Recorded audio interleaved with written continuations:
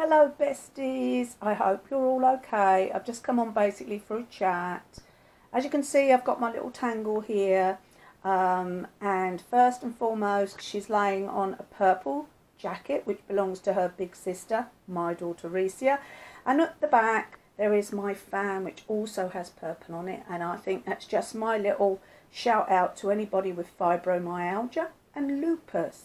Neither being more important, they're both very, very equal conditions, which is very sad.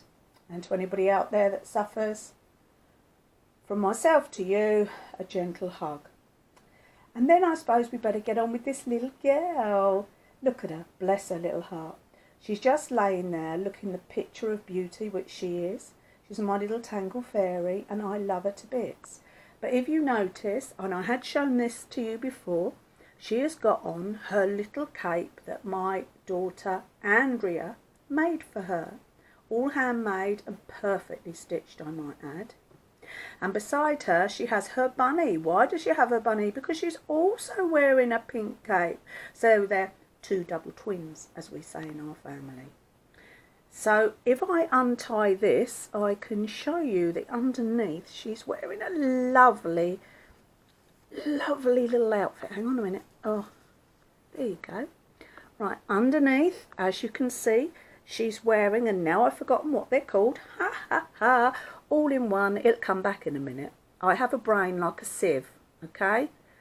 Now it's a bit big for her, but I think she looks so cute in it. Look at her. It's got all these beautiful little flowers, and the gathering, which is beautiful. Little short bell sleeves. Poppers underneath in the private area. But if I pull it down, don't you think it looks like a little dress on her? She is absolutely perfect. I love her so much. This little thing was new, brand new, labels and everything, and I bought it off my friend. I don't think it was any more than £3. And she posts them to me, and she's a wonderful lady on Facebook. But anyway, I wanted to come on and have a talk as well. I've got my cup of tea, but as usual, it's right over the other side of the room. So if I start coughing, please, please, please excuse me. Okay then. Well, I went to the doctor's the other day, or a couple of weeks ago, to be told that my cholesterol level is high. Okay, says I, what happens next? So he said, right, Kim, I'm going to send you out a dietitian. So, with my fear of meeting the dietitian, I thought, what's she going to do? She's going to come and say, Kim, you're fat. And I'm going to go, yep, I know. But anyway, she did come, and she was absolutely glorious. She was a lovely, lovely lady. I say lady, which she was, but she was so young. Oh, it's painful, isn't it, as you get older, how everybody looks so young, police, doctors, nurses. But there you go. But she really was lovely and understanding. We spoke about my condition, and I said, we know, obviously, that in my family there's heart conditions, there's heart attacks, there's strokes. It is something that runs through my family. And sadly, even the people that are at the height of health, they run, they do all they need to do, and they still have this problem with cholesterol. So the young lady says that she thinks mine probably is more down to genetics. But we can do something about it, which I'm going to do. So I'm going to cut out all the rubbish that I really don't need, and we go for that. And she'll come back in a month's time to see me. Now, I did get on the scales. I'm not going to tell you what I weigh, because obviously me being so sylph-like and absolute gorgeous, you'll be jealous. That's a joke. But I got on and I said, I know exactly how much I'm going to weigh, and I was a pound out, and I haven't weighed myself for I don't know how long. How do I know? Because of the size of my hips and the clothes that I'm wearing at the moment. So anyway, but she was really, really nice, really, really helpful. And I have a number of issues that I find it very difficult to eat certain foods and anything with chemicals and whatever. But she sat with me and she worked out a really good diet plan. Now I say diet, I don't mean diet as in lose a lot of weight. I mean diet as in what you eat. Everybody has a diet, everybody eats food, everybody has the intake of food, which is a diet. What is your food intake of the diet that you're on? Even though most people, I suppose, kind of say, diet, you're losing weight. Yeah, I'd like to lose some weight, but I want to be healthy. So that's what I'm trying to perfect. But you girls and boys know that it's difficult. I'm going to tell you now, I have not had a chocolate bar for over 2 years. I cut that out because I'm an obsessional eater. So that means that one chocolate bar is never enough. And one becomes 2 in a week, and 2 becomes 4, and 4 becomes 6. So I have to cut out things completely. There's no halves for me, I'm afraid. I do not work like that. My brain doesn't work like that.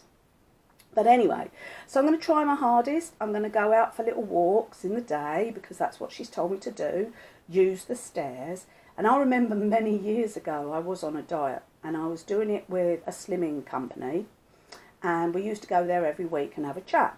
And they always said to me, the best thing to do to make yourself do more exercise is put your tea towels upstairs. And then you have to use the stairs. You have to do that extra exercise and you have to go up there. And do you know what? It is surprising. As long as you don't ask the kids to get them.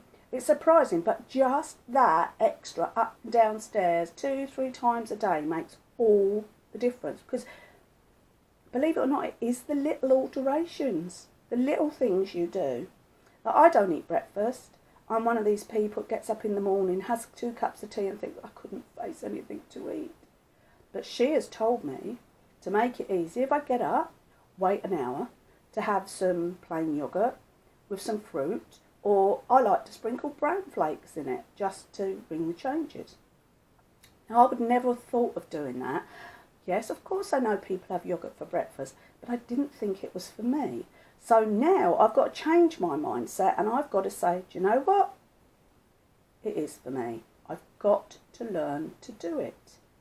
So if ever you come on to view me and I'm eating a bar of chocolate, give me a shout. Say, leave that bar alone. Because I mustn't. No biscuits, I'm going to cut out my biscuits. I'm going to cut out my apple pies, which are my absolute dream dessert. They've got to go. And I'm going to do it. Why am I going to do it?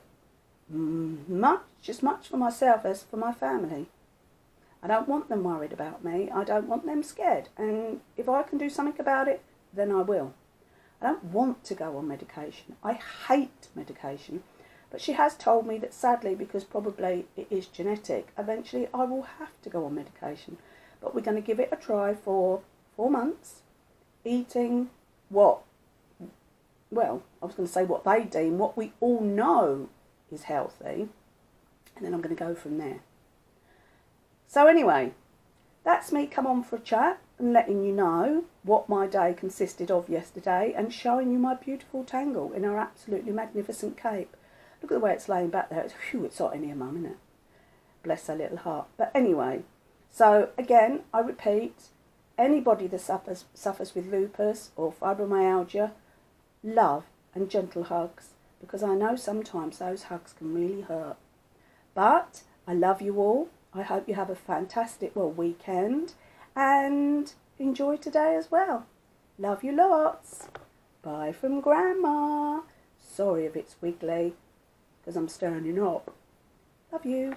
And here we are, a beautiful girl. Hello, beautiful girl. Hello.